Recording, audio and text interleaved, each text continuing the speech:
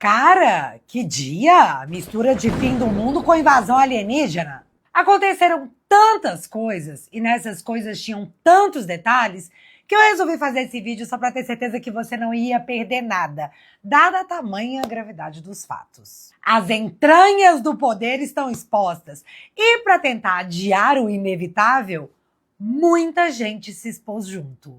Fomos de eles estão salvando a democracia! Para! Chega desse negócio de salvar a democracia, hein? Da CPI ao Vorcaro, passando por todos os twins trancados na iminência de um bloqueio intestinal, graças ao caso Master, venho lhe dizer que treta boa é treta completa e explicada. Portanto, pega o café, porque pode o mundo não estar acabando, mas a República como a conhecemos pode ser que esteja. Vamos começar pelo caso Master, porque esse rolo é supremo. Semana passada, o Gilmar Mendes salvou a quebra de sigilo da empresa do Toffoli numa ação que fez o osso entalar na garganta de geral. Uma absurda interferência numa atribuição do Senado Federal. A treta subiu de nível ali. Os ministros disseram, vem pra lama o senador que tiver coragem. Mas é ano eleitoral. Os caras estão super corajosos. E para voltar nessa treta, eu preciso te dizer que o presidente da CPI do crime organizado, que é petista, após enorme repercussão, não quis deixar por isso mesmo. CPI recorre de decisão que anulou quebra de sigilo de empresa ligada à Toffoli e afirma que quebra de sigilo foi aprovada de forma legítima pelos parlamentares. E eu quis trazer essa informação porque ela deixa claro que o Senado da República vai para a briga com o Supremo, até porque o jogo está mais que colocado. Ele está explícito. A pressão é imensa, ela é contínua.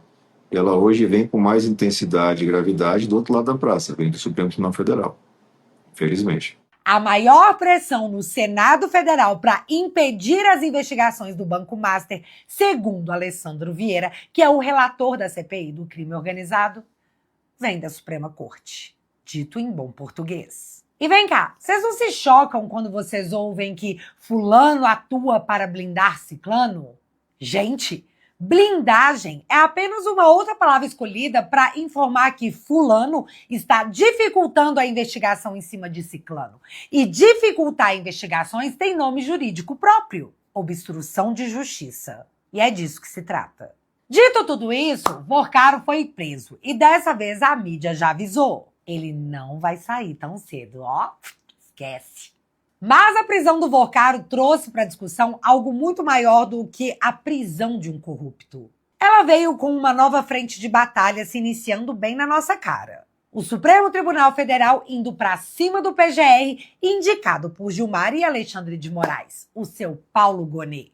O que o Mendonça fez com o Gonet foi o equivalente a deixá-lo pelado em público, sabe? Todo mundo olhou, apontou e comentou. E essa parte é muito importante para onde eu quero chegar, então deixa eu explicar. A Polícia Federal enviou ao Mendonça um relatório sobre o caso Master e pediu a ele que autorizasse a prisão do Vorcaro e do seu cunhado Zetel, além de mais outras 2 pessoas. Mendonça recebeu esse pedido da Polícia Federal e enviou para o Gonet para que ele se manifestasse sobre esse pedido em até 72 horas, o que o Gonet não fez. E aí, após essas 72 horas, ele respondeu dizendo que não via essa urgência toda na análise desse pedido, até porque 72 horas é pouco tempo, eu preciso de mais tempo. Cara, Gonet tava no melhor estilo. Gente, pra que esse estresse todo? Lembrando que quando foi para agir contra o Bolsonaro, o Gonet despachou de madrugada, mas agora ele não tinha pressa. Mas o Mendonça tinha. Ele mandou prender a galera e ainda fez questão de botar no papel que o Gonet foi contrário àquela operação, dizendo lamentar a posição do chefe do Ministério Público. Lamento muito a sua posição. E cara, se o Mendonça tivesse xingado o Gonet, não teria sido tão forte quanto mandar um. Foi humilhante e, ao mesmo tempo, expôs a PGR de uma forma nunca antes vista. Lamento você ter feito isso, Gonet, mas eu vou te ignorar e mandar prender mesmo assim, porque a materialidade salta aos olhos de qualquer pessoa que sabe ler. Todo mundo aí viu que o Vorcaro tinha uma espécie de milícia em que ele se apoiava para resolver os seus BOs, desde a sua empregada, a qual ele se refere como uma vagabunda e manda levantar as informações sobre ela, até chegar no Lauro Jardim, onde ele queria simular um assalto para que todos os dentes do jornalista fossem quebrados. Mas o Gonet não tinha pressa. Só que não para nessa situação. Foram encontrados com Vorcaro documentos ultra sigilosos, daqueles que poucas pessoas têm acesso no alto escalão da justiça brasileira. Não é que o Vorcaro ficasse sabendo de uma operação que iria acontecer. Ele sabia de todo o andamento da investigação enquanto ela acontecia e no que aquela investigação poderia resultar. Em cima dele mesmo. Vorcaro possuía acesso a sistemas da Polícia Federal, do Ministério Público, até mesmo do FBI e da Interpol, e usava essas informações para intimidar os seus adversários. E, de novo, Gonê não viu urgência em cessar esse comportamento, porque perigoso mesmo eram as idosas do 8 de janeiro, as mães de família, os pais que sustentavam a casa. Essas pessoas eram perigosas demais para o Gonê. O Vorcaro não. Sem pressa, galera. Só que a sequência disso foi um negócio muito chato, porque o Mendonça tirou o sigilo da sua decisão e expôs para todo mundo o que aconteceu. E, gente, a mídia caiu de pau com força perante a gravidade do que foi revelado. E o mais cobrado no meio disso tudo foi o Gonê, o novo omisso da República. Estamos mais diante de crimes contra o sistema financeiro. Não estamos. Não estamos mais diante de um banqueiro falido. Não. Estamos diante de uma máfia. Sim. De gangster. Sim. Inclusive com sicários prontos a matar. Lamento apenas a omissão do Ministério Público Federal sob a gestão do senhor Paulo Gonê. E o mais legal é que o Otávio teve esse estalo de consciência depois de chamar tudo isso de uma organização tipo mafiosa.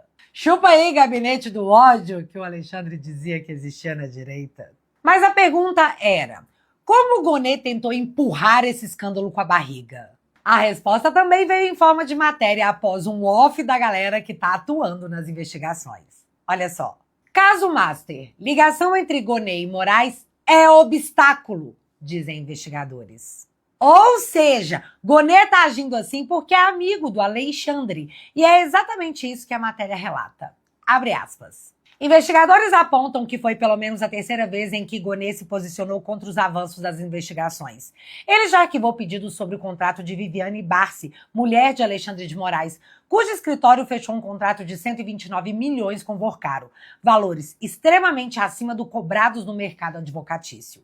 Gonê também rejeitou pedidos de suspeição de Dias Toffoli para julgar o caso Master, formulados pela oposição após vir à tona a relação do ministro com o banqueiro e o resort de sua família. E agora a parte mais escandalosa. Para os investigadores, o que move as condutas de Gonê no caso Master é principalmente uma amizade que se criou entre ele e Alexandre de Moraes, com quem desenvolveu relação próxima nos últimos anos, especialmente na condução do inquérito da trama golpista. Fecha aspas. Pois é, galera, o pessoal do dia 8 foi julgado por amigos. Então, vocês lembram dos dias de outrora em que a Constituição determinava que todo cidadão tinha direito a um julgamento justo conduzido por um juiz imparcial? Pois é, hoje o chefe da PGR é amigo do juiz e, segundo os investigadores, eles juntos são um obstáculo para as investigações. Matéria de jornal, hein, galera? Mas o que eu acho que eles ainda não entenderam é que o contrato de 129 milhões da esposa do Alexandre com o Master não vai desaparecer. As pessoas não vão parar de falar sobre isso. A mídia não vai parar de perguntar. Ei, Alexandre, o que a sua esposa fez para merecer um contrato de 129 milhões com o dono de um banco acusado de corrupção passiva em todas as esferas da República? Aliás, vamos fazer uma outra pergunta baseada nessa matéria aqui de ontem. Em mensagem, Vorcaro relata encontro com Alexandre de Moraes. E como foram esses encontros, segundo o próprio Vorcaro? Segundo as mensagens trocadas entre Vorcaro e sua noiva, uma teria ocorrido em 19 de abril de 2025, onde ele relata a Marta, a noiva, está indo encontrar com Alexandre perto de sua casa, no que Marta questiona se ele já estava em Campos ou se ele teria ido até lá apenas para ver o Vorcaro. No que o Vorcaro responde que ele estava lá passando o feriado. A outra conversa ocorreu 10 dias depois, quando Vorcaro faz uma chamada de vídeo para a noiva, mostrando que estava com visitas. E aí ela pergunta quem era o primeiro cara, no que Vorcaro responde que se tratava de Alexandre. E a reação da Marta foi dizer, morri. Aí ela pergunta se o Alexandre gostou da casa e relatou, tá com vergonha, porque, oh meu Deus, eu tava de pijama. Cara, a noiva do Vorcaro estava de pijama durante a chamada de vídeo com o Alexandre.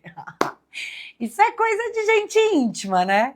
Mas, dito isso, devido a essa matéria, Alexandre também deveria responder por que se encontrou 2 vezes com Vorcaro em abril do ano passado, até porque, eu sei, tô repetitiva, a Viviane tinha um contrato de 129 milhões com o cara! Tá, deixa eu encarnar o Gonê aqui agora e vamos respirar sem pressa. Mas tá, continuando. Essa decisão de prender o Vorcaro vai para a análise da 2ª turma do STF. E você sabe quem compõe a 2ª turma do STF? O Toffoli, que foi saído da relatoria do caso Master por seus pares porque a situação estava insustentável. Agora vem cá, como é que a Suprema Corte vai descascar esse abacaxi? Se deixarem o Toffoli votar, vai ser um escândalo.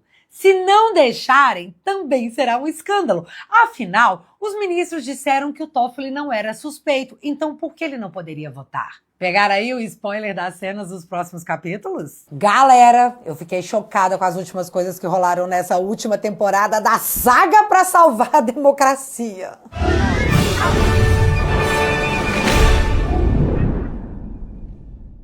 Oi. Mas como o limão azedo sempre vira uma boa limonada, eu resolvi falar sobre todas essas tretas no vídeo novo que eu gravei pra família. Eu falei tudo que eu queria sem nenhum medo de desagradar a nossa linda democracia.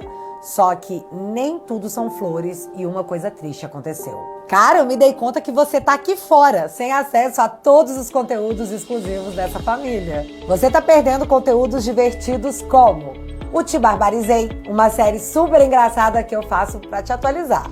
Meus documentários exclusivos. O Gabinete do Pop com episódios inéditos do Heróis e Mais. E os vídeos de geopolítica super divertidos do Saindo da Bolha. Todos esses conteúdos estão esperando por você na família Te Atualizei. Você quer continuar aqui fora, confuso com as invencionices dos jornalistas, ou você quer embarcar comigo nessa jornada irritante, mas que não vai nos impedir de rir no final? Toque no link da bio e entre pra família Te Atualizei. Juntos, você sabe, somos mais fortes. Beijo!